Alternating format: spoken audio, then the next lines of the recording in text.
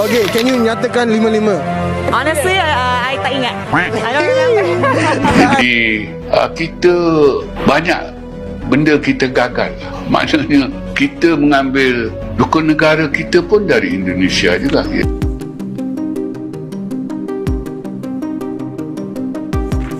Sudah tahu belum jika ternyata dasar negara kita yaitu Pancasila telah dikopi oleh negara tetangga? Lah kok bisa? Ya, Pancasila ternyata dikopi ataupun ditiru oleh negara tetangga kita, dan itu pun telah diakui oleh profesor dari negara Malaysia sendiri, bahwasanya memang dasar negara Malaysia ataupun rukun negara diadopsi dari Pancasila atau dasar negara Indonesia. Perhatian kepada rukun negara ini. Rukun negara kita ini bagi saya tak ke mana-mana.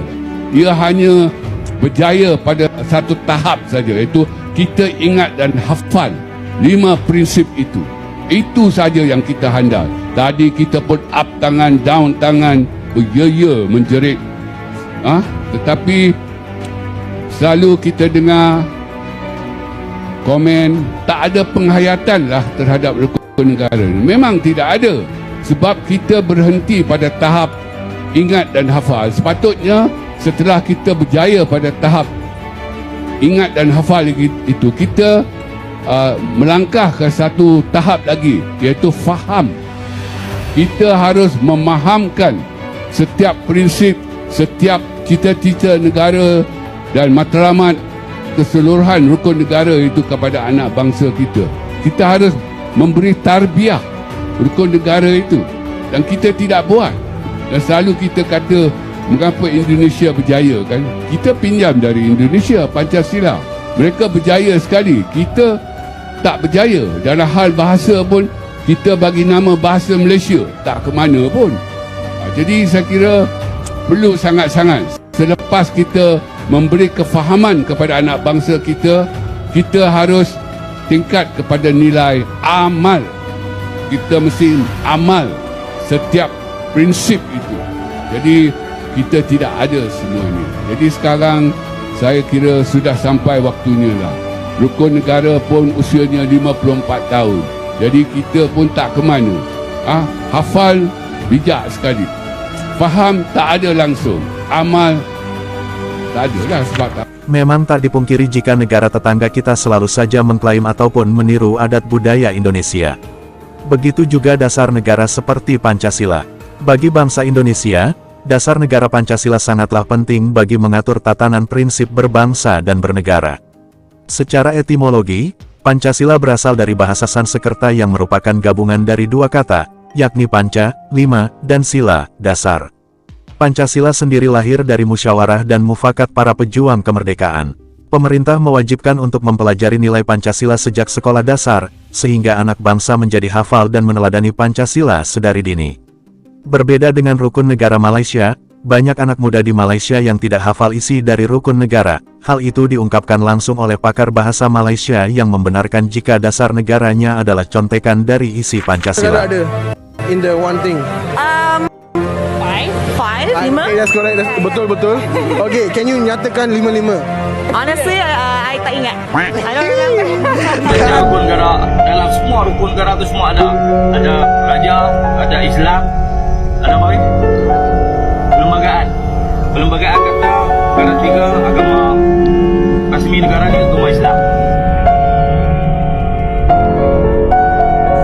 Asimilasi adalah satu-satunya cara untuk penyatu paduan yang jauh lebih baik.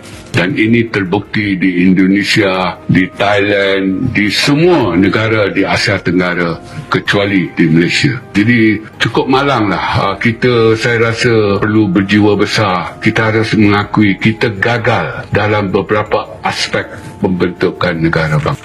Kemungkinan itulah penyebab banyak anak milenial Malaysia tidak hafal dasar negara. Sangat ironis bagi seorang anak bangsa yang tidak hafal dasar atau rukun negara. Pancasila lahir jauh sebelum rukun negara Malaysia terbentuk, yaitu pada tanggal 1 Juni tahun 1945. Oleh sebab itu nilai dari Pancasila sudah mendarah daging di hati anak bangsa Indonesia. Berbanding demokrasi Malaysia dengan Indonesia, Indonesia lebih maju. Di mana lepas tahun 98, masa sistem demokrasi Indonesia berkembang, Badan Kajian untuk Politik pun berkembang. Di mana Malaysia ni rasa ada 10 ke 15 tahun being gap. di belakang. 15 tahun gap. Ya. Wow. So masa tu Indonesia tu memang banyak kawan yang dalam bidang ni, di mana satu lagi negara besar dia pun banyak pemilu dengan banyak pilihan. Dia ada national, ada parlimen, ada governor, pilkada banyak lagi. So Malaysia ni masih ada banyak ruang lagi untuk kita berkembang. Saya tahu kenapa 15 tahun. Kenapa? Kerana pada ketika itulah Suharto jatuh. Ya, betul. Dan kita baru saja reformasi. Ya. Jadi saya selalu sebut politik kita ketinggalan 14 ke 15 tahun daripada Indonesia. Semata-mata kerana itu kita belum pernah menukar rejim yang 60 tahun, dan kita boleh bayangkan tak ada keperluan. Masa itu tak ada keperluan, tak ada marketnya untuk firma guaman seperti kalian. Sekarang ni baru bermula, tambah-tambah dengan kerajaan campuran, lagilah banyak perhitungan yang perlu. Dan kerana itu kita ketinggalan 15 tahun. Sedangkan Rukun Negara Malaysia dibentuk pada tanggal 31 Agustus tahun 1970 oleh Dewan Gerakan Negara, setahun setelah terjadinya insiden tanggal 13 Mei tahun 1969 yang menghancurkan persatuan dan ketenteraman negara. Merdeka tahun 1957, kemerdekaan kita capai adalah tahun 1980. 57 tu kita tak dapat apa pun. Syarikat British, ekonomi British, bank British, kapal pelabuhan British, lombok tanah, semua milik British. Kita merdeka tahun 57 hanya kerana British tak mahu tanggung lagi pentadbiran yang merugikan. Itu maksud merdeka 57. Dan saya ingat Datuk Wan itu betul katakan kita tak merdeka. Merdeka 57 ini adalah merdeka acuan British. Tapi sejarah kita berhenti sampai 57. Siapa yang memerdekakan tanah Melayu tahun 1980? Yang merampas syarikat-syarikat British yang kaya ni siapa? Tun Mahathir Mohamad. Saya dilahir di zaman British. Saya membesar pun di zaman British. Dan di zaman British, mereka memberitahu kepada kita semua, orang Melayu, bahawa tanah Melayu ini aman dan tentram kerana tidak mempunyai sejarah, kerana diperintah oleh British. Orang Melayu ini nak cari yang mudah. Dia tak suka yang susah. Tak ada siapa pun protes. Tak ada gerakan anti-British ataupun ada rusuhan dan sebagainya. Apabila British datang, British berasa senang kerana orang Melayu tidak bersatu melawan dengan British. Keberhasilan Pancasila dalam menyatukan antar etnis di Indonesia, membuat Dewan Malaysia juga menginginkan hal serupa untuk menyatukan ras di negaranya. Namun sejauh ini dasar atau rukun negara tidak berhasil, hingga saat ini Malaysia masih dikotak-kotakan dengan berbagai golongan etnis. Berbeda dengan Indonesia yang sukses menyatukan 1.500 suku hanya dengan satu dasar negara yaitu Pancasila.